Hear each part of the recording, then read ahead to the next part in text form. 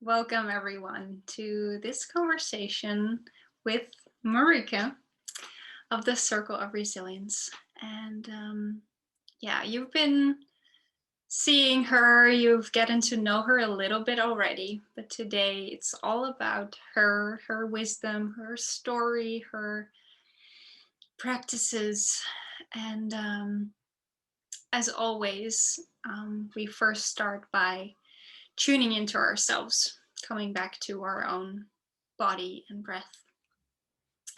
So you know what to do. Start by connecting your hands, maybe rubbing them warm or taking it a little bit slower. And try to notice that even though you've done this a few times before, this is a new moment. You can only feel this, feel your own hands, your own body in this moment. In every moment, it can feel a little bit different, or it can feel familiar, but yeah, you can only feel it right now. So, with that wonder like mindset, the curious mindset, put the warmth and the love of your hands on the parts of your body that you want to thank right now. And say thank you for being here, for carrying me, for bending, making me able to do things.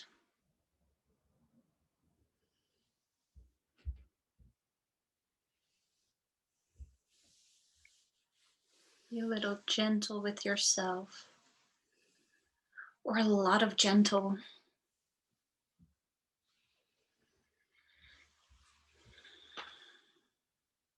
Maybe you can also feel that by touching the outer parts of our body,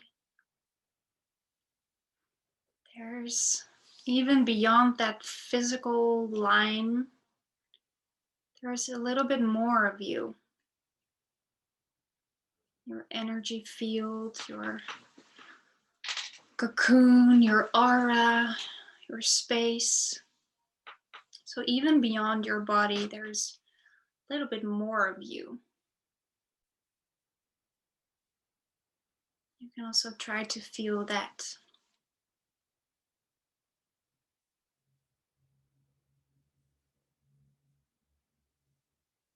And then come to stillness. Put your hands where they feel right. Maybe one hand on your heart and one on your womb space, your belly. And you can always change if you feel like it. Maybe put two hands on your belly or whatever it is you need. And then we take the 3 breaths together.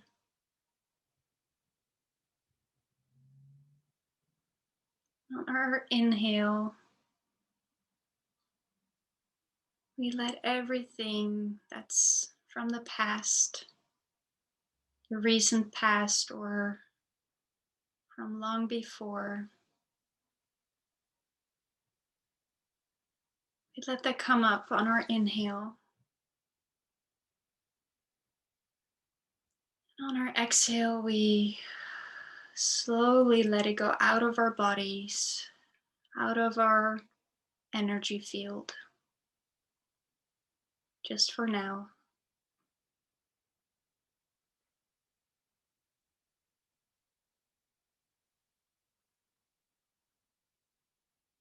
And on our next inhale, we let everything that is pulling us into the future, we let that come up, our shoulds, should haves maybe. should be doing, want to do, anything that's not right now, but in the future. We gather it in our inhale. And we also let that go for now by exhaling. Letting it out of our system. And then on the next inhale, we fully let the breath enter our body. Maybe it becomes even bigger than our body and flows into the space around you, your energy field. And on your exhale, fully ground yourself in your own space. Maybe you want to invite in a color that you wrap yourself in your space.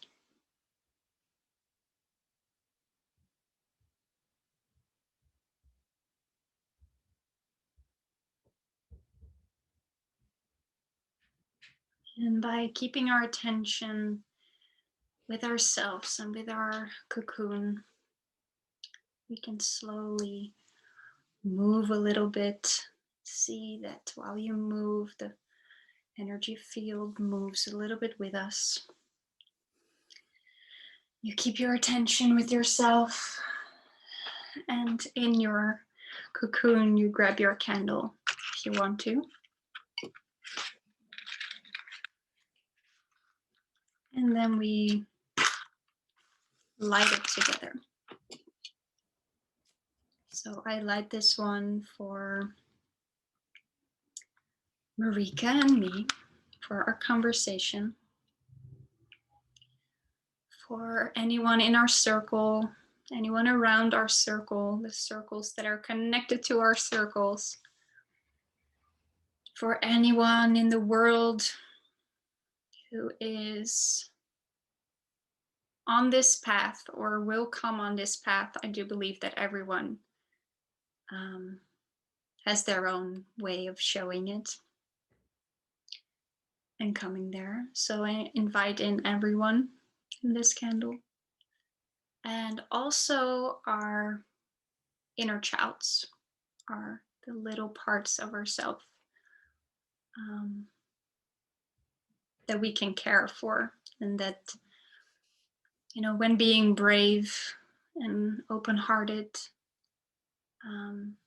by doing that, we also nurture our inner childs and helping them to, be what they need to be.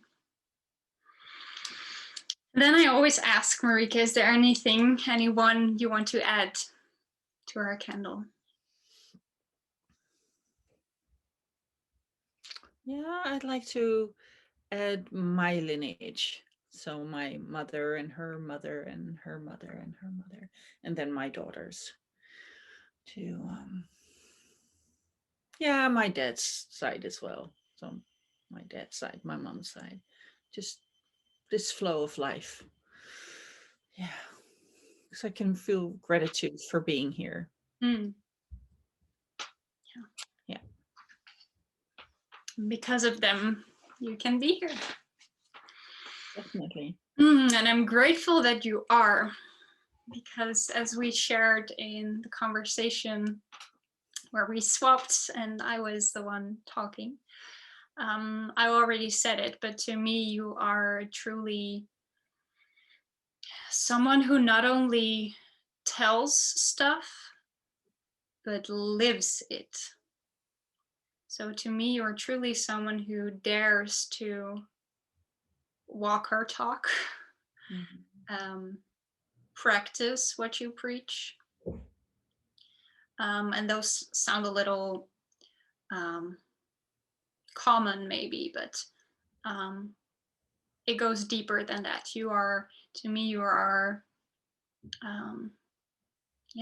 this brave, I don't I don't even, I can't even think of other words. Brave, your heart is so big, so generous. um, you inspire so many people, and at the same time, maybe that's not always what it is about, but it's about being true to you and your inner fire. Mm. So I love that you mirror that for me and for others. And yeah, it's nice to put you on the stage today. Yeah. It's so funny because I love introducing people like that as well. And now when it's being done to me, when I get to receive it, I go like, oh yeah, it's a little bit I breathe it in. Because we don't usually talk to each other like that so much, you Yeah. know, to really, yeah. And I love doing that. So mm, thank you. Mm. Yeah, giving and receiving. Not to push you in one way, but I think that's one of the first things I learned with you or from you. Um, yes, that it always goes hand in hand, giving and receiving. Yeah. So yeah, you might start there with your the project that we got to know each other because of that project. Mm, Wasn't a good sentence. Um, but maybe resilience, I know resilience is even bigger than just what you do and what you're bringing into this world. So yeah, I want to give you the space to um, tell us about what you want to share about resilience. mm. Yeah. I think doing this series and the Dutch one before, we've realized that it's such a rich tapestry, and that you can just start somewhere and it brings you to all different places. And I still love our 9 ways to well-being, because they remind me every time that there's not one, it's not a one step that you need to take, it's not the step you need to take is to show up. And I think that with the happiness project that you were talking about, the geluksroute, it's that really taught me how to show up, because it was like a dream that came, and it just kept calling me, like, and I had all these ideas of why I shouldn't do it, why I was too old and blah blah blah and everything. But it kept calling me to show up in, you that I know in my heart that it's so important to share your inspiration and your love and your kindness with whomever, and not just because you get paid for it, or because people will admire you for it, or but just because your heart grows, your heart, it gets to expand if you dare to show yourself and dare to give what you have to give. And that's with that kind of giving, you step into the flow. So then the giving and the receiving is one. It just keeps, it just, and um it has a depth and a width that you cannot imagine. you know so I started this happiness project like 8 9 years ago, and there's still to this day people come up to me and say, I almost joined, but I was too scared. The first time I was too scared. And then the second time, I just started doing a little bit, but now I can feel, and it's so beautiful. It's so enriching. And it came at a point in my life where I really thought I I was not doing so well. I had been so there's other times in my life that it's been kind of rough, but this was a particularly rough time. I've been working as a lecturer at the university, and doing all this academic stuff. I have 2 majors and blah blah blah blah, and not blah blah blah. I loved it. I loved, because I have a curious mind, so I did anthropology, I did psychology, I did sociology, all these, I love the curious mind and wondering, why do we do it this way? Is that the only way, or is there another way? Or why do, what makes that people react this way? Or so I love exploring in that. And at the same time, working as a lecturer, my light went out a little bit more and more, because we were not really doing the curiosity. We were prepping for exams, we were, prepping for marks, we were, not stimulating the students to, okay, what do you want to know about this? Why do you even spend your time doing this? There has to be an inward motivation. There has to be some of your fire that says, yeah, but I want to know about this. But that was not really happening at the university. So I was already feeling like, I don't quite know if I want to pursue this further. And my path has kind of been wandering, being working in an Aboriginal community in Australia, living in Scotland, coming back and doing stuff in the Netherlands with organizations. And, it's been a rich life. But at this point, I was really feeling, okay, so what do I need? I had 3 kids at that point, and I became pregnant with the fourth, or the fourth just announced herself. More like it. And so, during her pregnancy, I was still working, and I was really, figuring out, I don't know, something's not quite right, but it's really scary to to say I stop it all, and I want to do stuff from my heart. Um, and then I got really, really sick, and I had a rare kind of illness that you get in pregnancy, where if it doesn't work out properly, you both die. Um, and I had it acutely, so within 5-6 hours, I was so sick. And I got brought to a hospital, and they didn't quite know what to do. And so at one point, I could feel, myself. Here was the bed where my physical body was laying, and I was here, and kind of feeling, okay, so this is the moment, because I life was not like such an easy thing for me. So it was at this point where I thought, okay, so this is the moment I get to choose.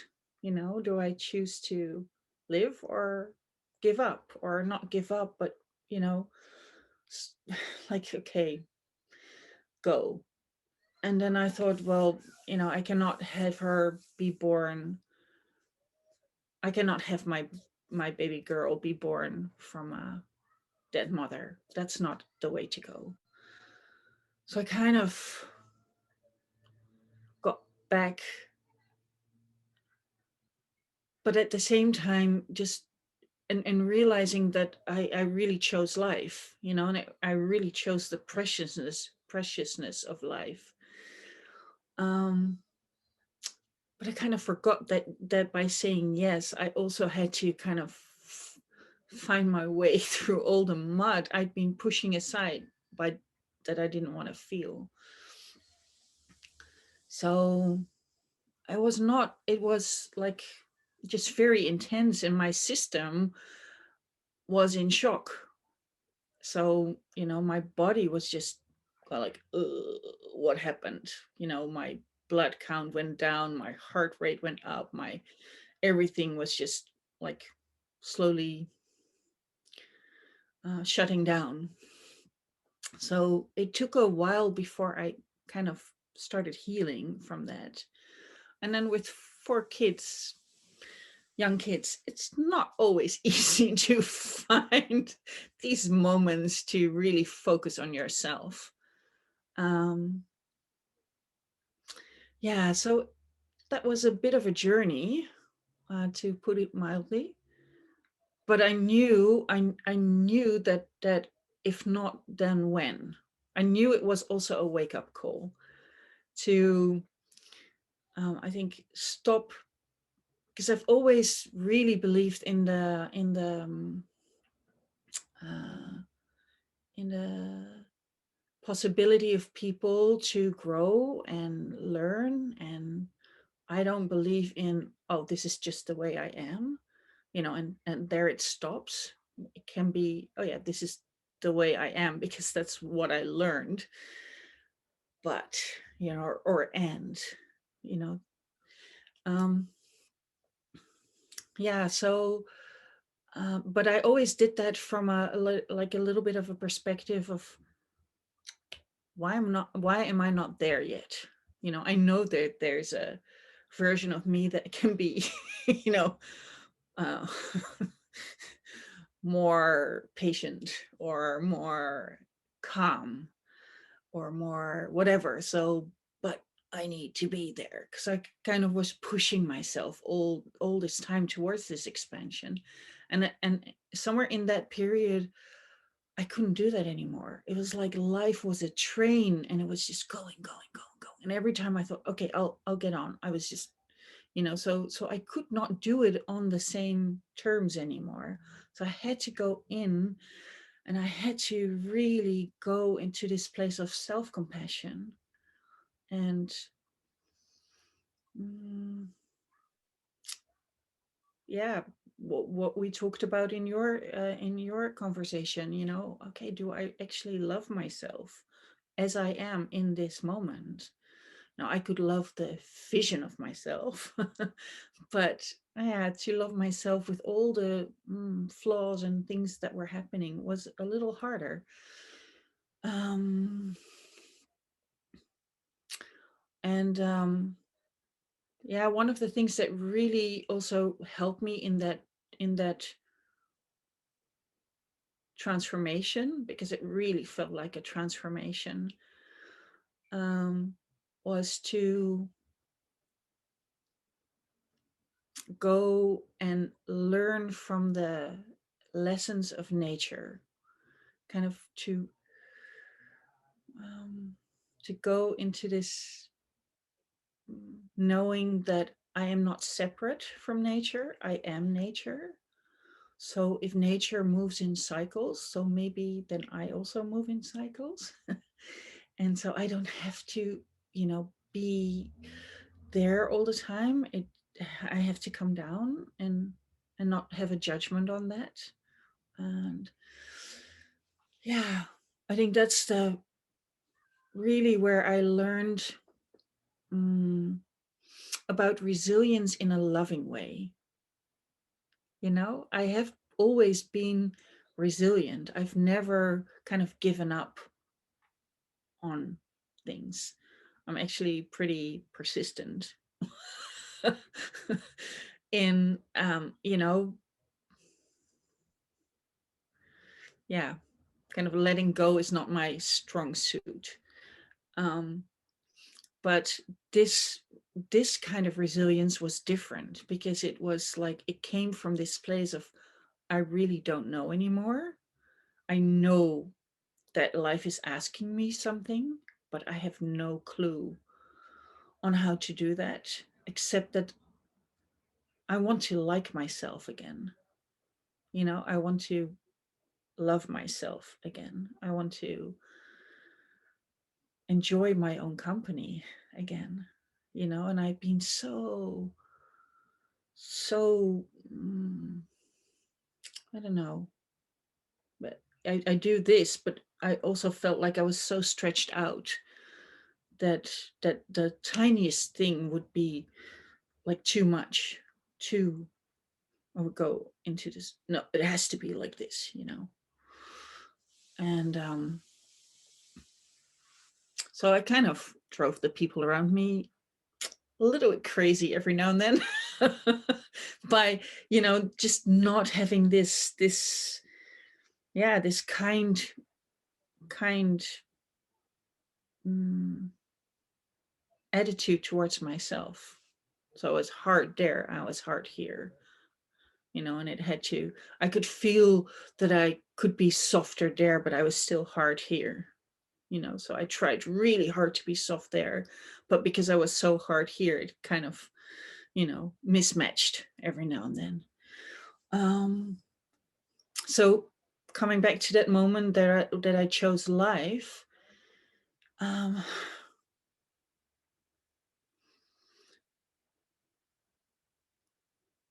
it, it also felt like I had to go of that hardness, of that, holding on. But that is not a one and done thing. The decision to come back into my body and to be present, and giving birth, and whatever, all the things that came with that was a one decision. But then it was a whole process of every time coming back to, okay, so how you know and I had not organized a surrounding, or a space for myself, where there were a lot of people that understood my longing to live from my heart. I had a lot of people that were working from their head in my surroundings. So this longing to work from my heart and to live this kindness, and to, was kind of unfamiliar to them. So they were like, what's happening with you? I don't understand. I don't know, I don't know how to deal with you in this. And all I could feel was, yeah, but I have to be true to myself. Yeah, so slowly I started collecting more people that understood, that kind of felt the same way. And then this dream of the happiness route came, challenging me really to stand up and say, okay, yeah, here I am. I have a double major, and I am knitting hearts, or I'm crocheting hearts and giving them, and telling people, can you feel that it will remind you of the love and the light that you are? So my head was like, what are you doing? But everything else in me was happy. So I really learned to kind of, to align them, because with my head going, oh, was also not a comfortable space. Yeah. So, and in that alignment, then the resilience was really kind of, it clicked, click, click, click, click, click, click, click. And it kind of went, the earth beneath my feet became solid. Mm. Yeah. So by going through the mud, I can hear your feet going like that. Slowly, it became solid. Yeah. And maybe sometimes you can still step into a puddle, but yeah. Yeah. Yeah. What I love about, well, I've known you for a few years now, but I love how it's both about, choosing, making the decision. So that has something, yeah, we make these, sometimes our hands and our bodies say more than our words can. It's really aligned and true to you. And at the same time, it's a movement that comes up, and a step you take, and another step that you take to go through that process, or to learn those things, to let yourself be, yeah, more and more soft here and there. And another thing that came up was like the vulnerability that takes. And I think that's one of the things that I truly learned from you, is how to, it's not being vulnerable, like showing all of you to everyone in the whole earth because you have to, like some kind of performative Mm, vulnerability, but this slowly opening up vulnerability and knowing that it's precious, but also knowing that by being vulnerable, a new layer of you can reveal itself, or a new possibility can reveal itself. So it's, yeah, like taking off your coat when you are ready to take off your coat. mm, yeah. Yeah, one of the things I started doing in that period was the Four Questions by Byron Katie. And one of the things I actually really loved was her question, who would you be without your story? And I love stories, and um, I love hearing other people's stories. I do. And at the same time, I can sometimes feel how they kind of, you get so identified with it. And there's actually such beauty in what I love when we do our circles is that you don't really need to hear everyone's whole life story, but you get to be in this moment. You get to be with a theme in this moment. And um yeah, that is also one of the things that really helped me not to go into or to let more and more go of the victim, the stuff that happened to me when I was younger, or the stuff that happened to me in my 20s, or in just, yeah, you know that's that's a part of the story, but it's not me completely, you know so there's this yeah, it feels like a tender opening to just be with what comes forward on your path, or what shows up in your life. um Kind of like shaking off a little bit of how you did it in the past, and so now you need to do it again like this, you know while at the same time, I there's this there's this the joy of the building blocks, you know so it's a like a dance. That's, yeah, I think that's a beautiful, what comes up now. It is like a dance. It just goes in and it goes out. Yeah. Yeah. Yeah, and that I loved what you said, that that's never done. Hmm. Never, okay, so now I've shook them off, or now I know how to be tender. Hmm. It's not a dot. Yeah. No, definitely not. No, no, because, well, and you step into the thinking it is, because you go like, yeah, I've done so much work on that or whatever. You're like, yeah, that's not going to bother me anymore. And then something happens, you go like, oh, yeah, there's another layer. And it kind of helped me also to give up, or to release myself, to um like really sent myself on a early discharge kind of thing, of the idea that I'm ever going to release all of it, or to heal all of it, or to that it needs to be healed because it's broken, or to just go like, okay, I don't know where this is going.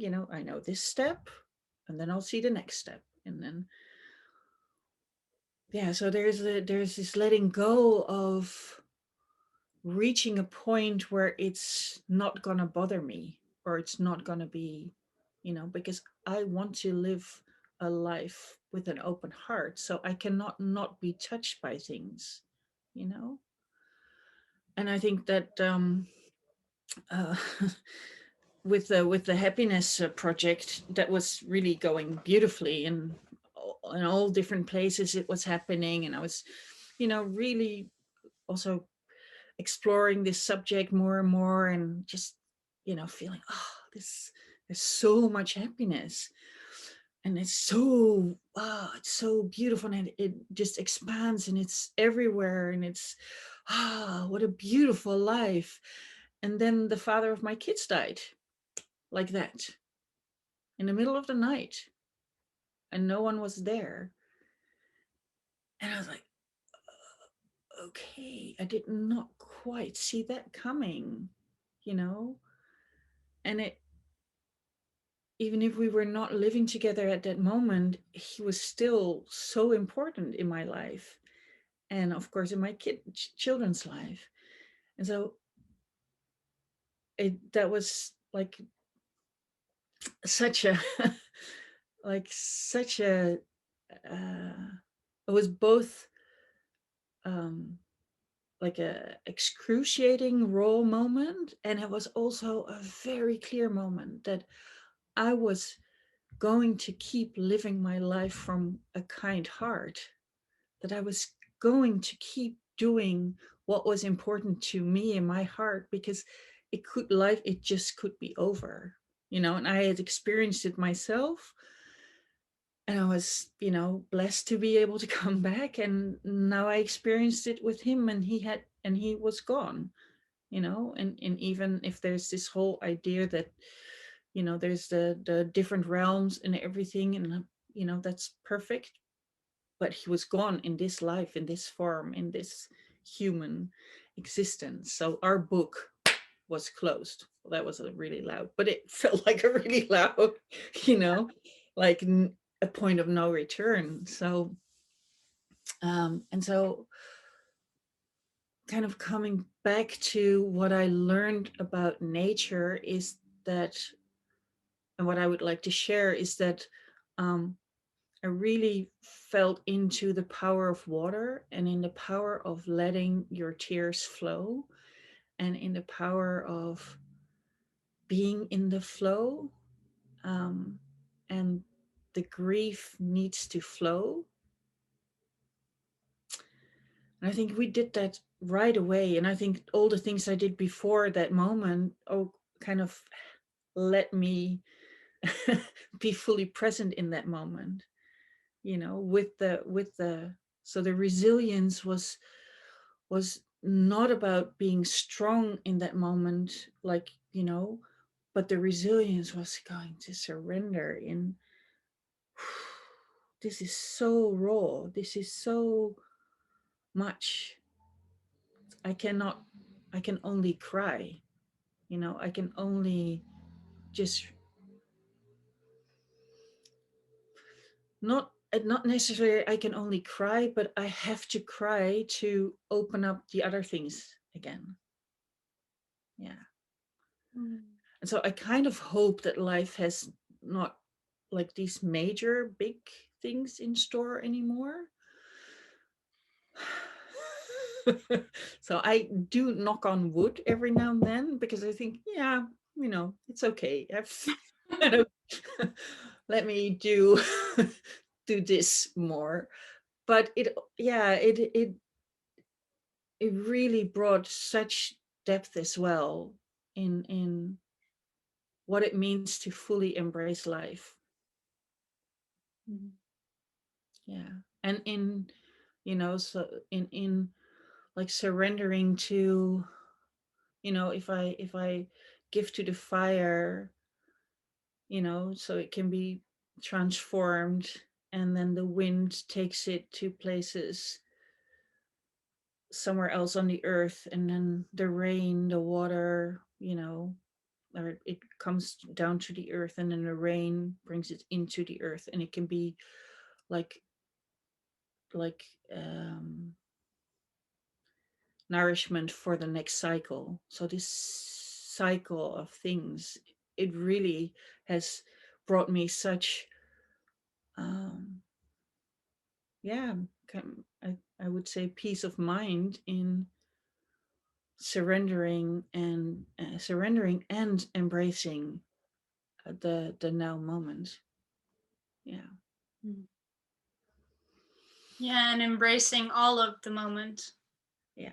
both the vulnerable parts, the tears that need to be there, the raw grief that might be there, and the joy and the Yeah. things that open your heart. And I love what you said there about um, in order to be living with an open heart, there will be things that touch you, Mm. like the beautiful things, but also the things we might not um, want to experience, but will be there. Yeah. Yeah. And by honoring that, to me, that's also about knowing that you can. It's always hard to put this because it's not about bearing it or being strong enough to hold it, but you are able to hold it, Mm. both these parts, Yeah. knowing that. And then that opens up some channel to let that cycle come through. Yeah. Yeah. Yeah. I could really feel that the morning, not morning, but the morning was, was the other side of the love. You cannot love somebody and not be touched when they go. You know, you cannot, that's, it, it really goes hand in hand. And you don't have to lose yourself either in the love or in the mourning, but it is there. And I think, for me, that's also a feminine experience of spirituality, that my body, it goes, it's not something I can think of and say, okay, I let these thoughts go, and I tune into what, you know no, my body feels the hurt, or the longing, the sometimes I still have that, sometimes that I think of something and he would love that, and I remember, but I can't call him anymore, and it does something in my body, and I don't have to stay there, but I cannot ignore that it comes, because then I only live like half, it's there. So yeah, it's there. Yeah. Yeah. And I wanted to kind of maybe touch on this aspect of the resilience a little bit as well, because um I think at this point in time in our lives, everywhere there's so much grief, and we are not so equipped to deal with it. There's grief of loved ones going, there's grief of having your freedom really restricted, there's grief of, I have not been able to do my work, my normal work, which I love for so long. That is grief. I cannot love my work and not care if it's not, if I can't do it. um so there's grief of people going bankrupt, there's grief of poverty, there's, and we take so little time to be with that grief, to just allow ourselves to cry. We had elections that were not quite as I had hoped, and I just needed to cry after that. And then my mind goes like, yeah, why are you crying about elections? Because it needs to be felt. We need to feel this grief, and it's not necessarily all ours, but it does need to get us a place in our coming together. It needs to be acknowledged. It needs to, the grief of old people not seeing their grandchildren, the grief of people living alone, not being hugged anymore, um, the grief of people having way too much work with all the pressure. There's so much, and yeah, for me it feels like it's a very important subject to also to pay attention to. Hmm. And it starts with acknowledging your own grief. Mm. no matter how long ago, you know, no matter how strange you think it is. Um, to still feel, you know, feel something about that. I can look at pictures of when I was 16 or 17 or 18, and my youngest, she's 16 now, and she just loves herself. She's just so, she loves dressing up, and when I look at myself at that age, I did not feel so beautiful. I did not feel, and I look now and I go like, but you're beautiful. How could you ever have thought that you were not beautiful? How could you ever have thought that you were not precious? So I can feel the some grief in me for that 16-year-old me, thinking that she was not beautiful, you know?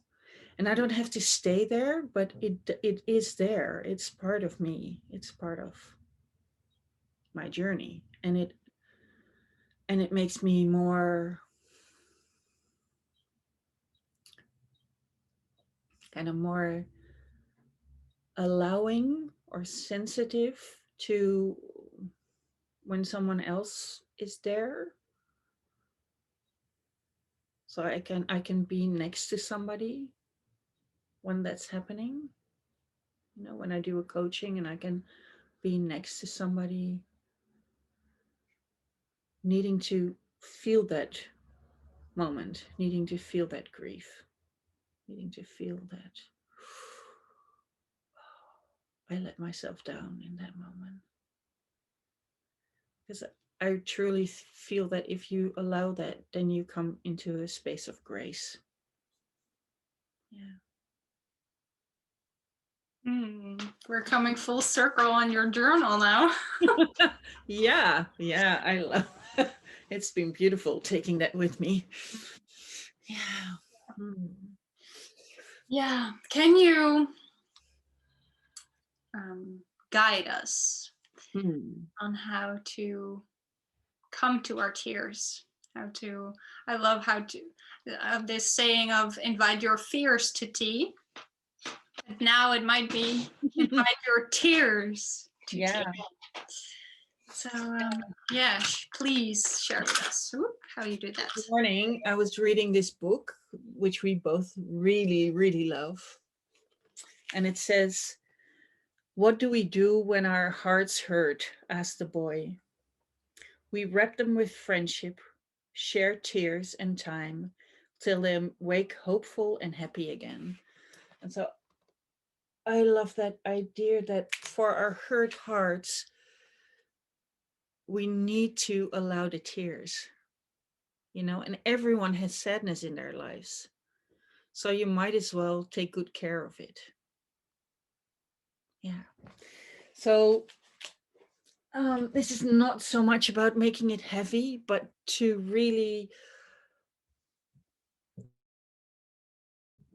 allow that you might still feel hurt about uh, a mischance, or about the way your grandmother made cookies with you, or this, just a this, you can take a big thing, but you can also take some smaller things. So mm,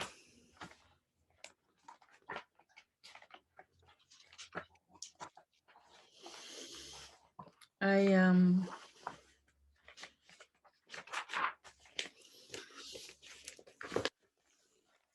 we included a PDF with a page of bottles. So I invite you to take that one. And if you don't have it, take a moment to just draw some bottles.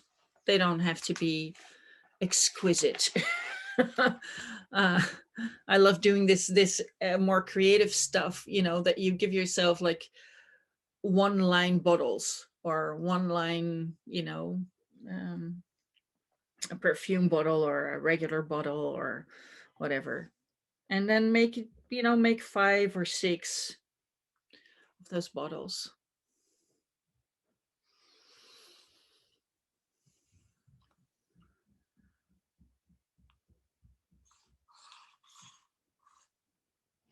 And maybe some are big and maybe some are small, but just make some.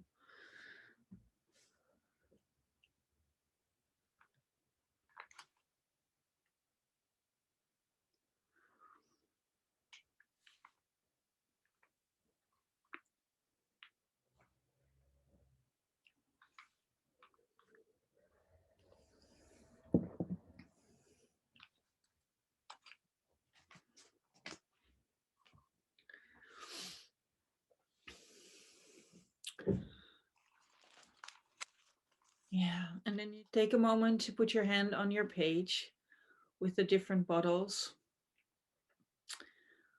And then take a moment to just breathe. Breathing into your body and out. Just like the waves of the sea, of the ocean. Coming in, going out. Coming in, going out. So tune into the energy of the water. And the water is about the flow. It's about releasing. Every sip of water you take, you will also release again. So this flow of water, you can feel with your breath.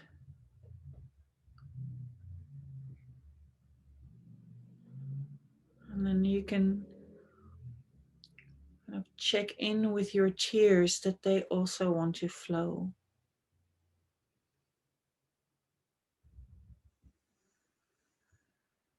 That releasing your tears is like a natural thing. And sometimes we get the message that we shouldn't cry.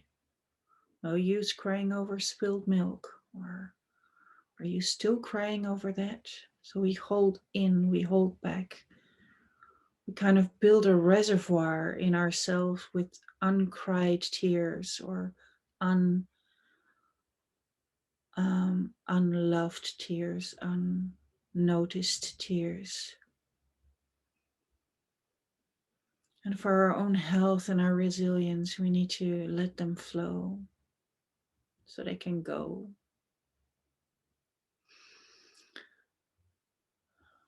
So while you're having your hand on the page with the bottles, just feel into which bottle represents which tears. They can be big tears. They can be tears about a breakup or the death of someone that you loved or a move that you did not want or something else where you were not respected or acknowledged or heard. But they can also be like bittersweet things, like the one I just shared with my 16-year-old not loving herself enough, or of a project that you really wanted to bring to life and it didn't work out, you know? Or maybe just something, an unkind word somebody said to you. And we man up and we act like it doesn't really matter, but it hurt. And in this exercise to be really kind to your heart, you have to acknowledge that it hurt. And it's okay to have tears about that. So releasing your tears about all these different aspects of how life can challenge you. And you can put like little labels on the bottles and just write in the labels which bottle stands for which grief. And don't think about it too much, just write. And maybe you don't even understand why you write it.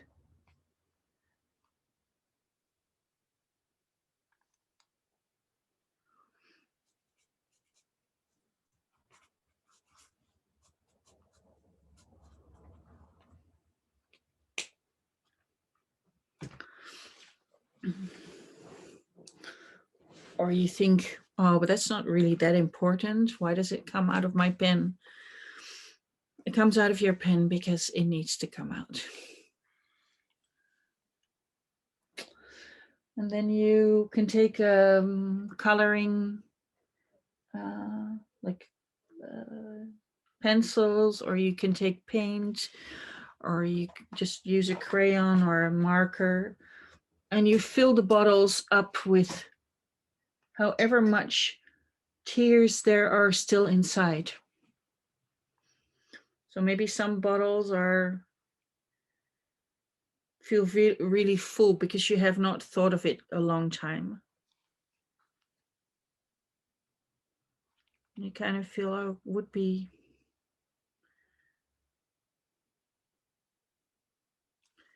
there is still something there that needs my attention, that needs my love, my kindness.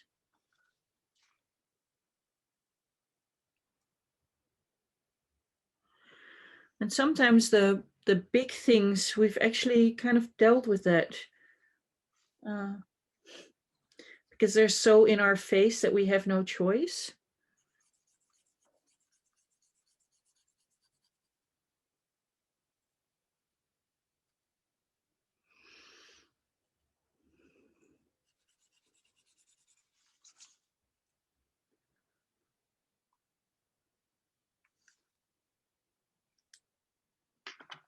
So you just fill them up as however far they, and you don't need to do that really, doesn't have to be beautiful. It doesn't have to be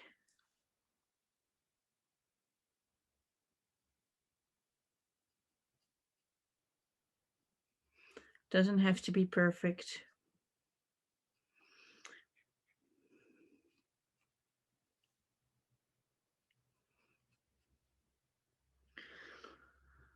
It's just a message.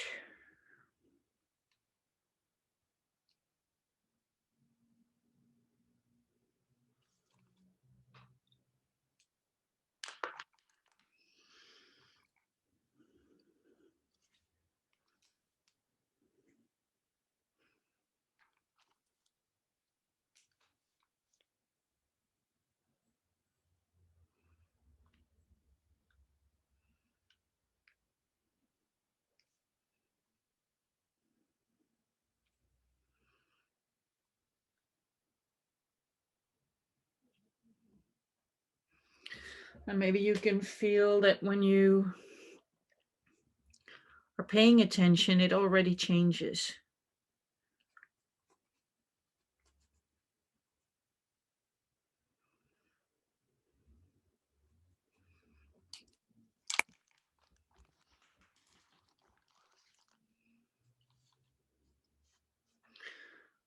And while I'm doing this, I can also see that some of them are connected.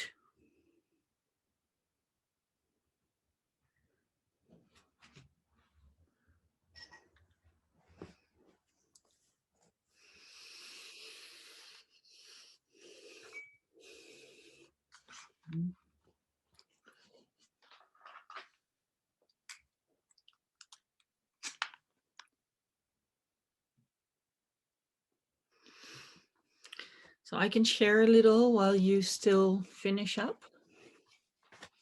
So this is my collection. And it's interesting because I thought, oh, maybe I felt this little voice in my head saying, oh, you shouldn't put them too full because you've really done, you know. But then I thought, yeah, who cares? It's okay.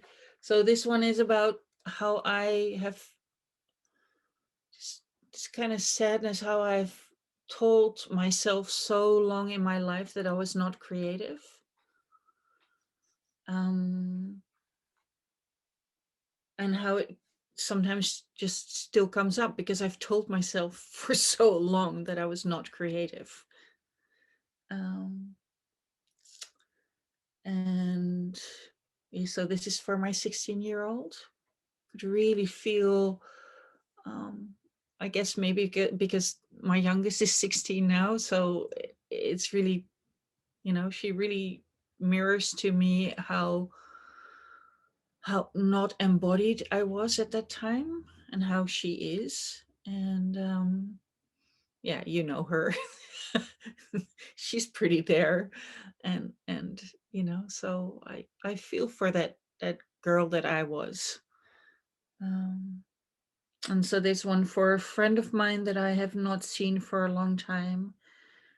We kind of had a falling out, and I still didn't understand why, but that's what it is, and it's still, I can still feel like yeah, that she meant so much to me, but that it's also okay to have those tears, you know. And um, so I spent a long 2.5 years in Australia, and I know that I didn't do things then because I thought I didn't have the money. I didn't have I didn't have the time. I kind of missed things there. I didn't do them. Yeah, it makes me feel a little bit sad as well that I also told myself those things. So there's one also about wasted time. I was talking to a friend who is in a new relationship, and but she wasn't sure about something, and I suddenly felt like, oh god, I have wasted so much time thinking he loves me, he loves me not, he loves me, he loves me not. And yeah, so the tears of that wasted time, of also calling it wasted time in myself, so this hard thinking of myself again. Yeah, so it's actually nice to look at because it also shows myself that I care. And the tears are happy that they get a name. And I can feel my 16-year-old already kind of relaxing a little bit in um, in being acknowledged. Yeah. So that's how it works for me. Mm. Do you want to share a little? Yes, I do. I'll show mine. Um, I don't think you can read it, but the first thing that came up that I truly didn't expect is tears that are about an argument I had with my boyfriend months ago, which I thought I had. It was our biggest argument in our 10 years together. So it was a big thing for me. And I thought we talked it through, so my mind was done with it. But tuning in, I could feel, oh, but the tears of that happening, they're there. And as you said, just by making them important enough to put them on the label already kind of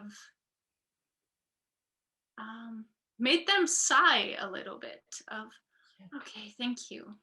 Now we can be our tears, or we might still have a lid on us, and every once in a while it might be nice to take off the lid and truly let them go, or do something to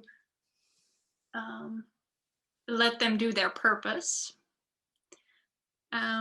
but by putting them in the bottle already started to relax them a little bit.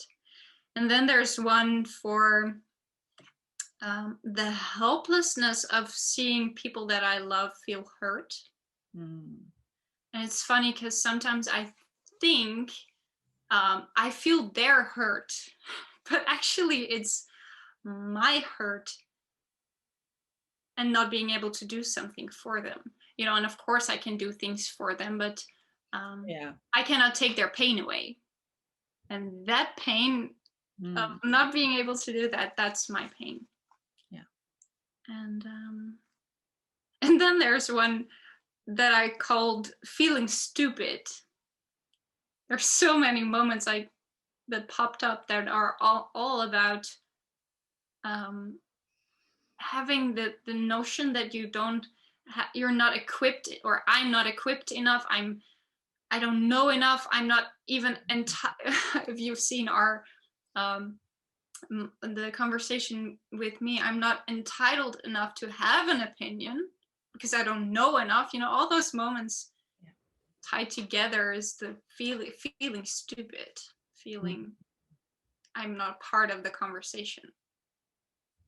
And then there's the purple one, is teenage tears, which kind of like sum up all the moments that I think my journey in my teenage years were about finding my own voice, but I was so lost. I didn't know what my voice was. And there were a lot of moments where I felt I wanted to have the right to something, or to my own feelings or my own choices, and I kind of did, but I felt lost. So the lost feeling of being a teenager. And then the last one, the really not sticky but pointy, sharp, it was a really sharp kind of tears, was the one I also talked about in my own conversation, of this I know exactly the place in my body where those tears are. It's not only tears, but I described it as being disconnected from myself, and the hurt that comes with not being able to get there. To feel, maybe they link to the teenage years, feeling lost, feeling hopeless, and not having a clue where to go or how to love myself or allow my feelings to those tears. Yeah. And then there's an empty bottle, so I don't know yet what there what will be in there, but yeah, it's beautiful that how you share it, because I can also feel that we don't need to strive that all the bottles are empty or that you have no bottles anymore, because I really feel that, you know, water is essential. You know, we need water, and water in us needs to flow. So it is, you know, if you want to live a brave life, you need, the tears are going to be there, so you might as well be kind to them and give them a place, give them a space, give them breathing room. um yeah, so it is never about um that it needs to be solved. It is about honoring that you feel, you know, and if you name it, it just relaxes. Yeah. And, you know, like with the bamboo, everything needs water, you know, so your resilience needs water. It needs to be watered. And tears are a beautiful, yeah. And whether you cry them or not, that doesn't really, you know, but to acknowledge them is such a big, generous gift to yourself. Yeah. So sometimes I wish our politicians would cry first before they start speaking. So they don't have to be so attached to their opinion. Yeah. But that's my opinion, of course. Yeah. Yeah. Well, thank you so much for this. It's so hard to put it in words, but feels like another thing inside our tool bag in our medicine basket, that allows us to be fully human, fully live this life, fully open our hearts to whatever we find in life, and to take the next step. So thank you for your words and love. And yeah, this was the last conversation for now, but as we told you, there will be coming more. So please feel free to reach out if you feel like that. And if not, then we'll see you again. Yep. Thank you. Thank you.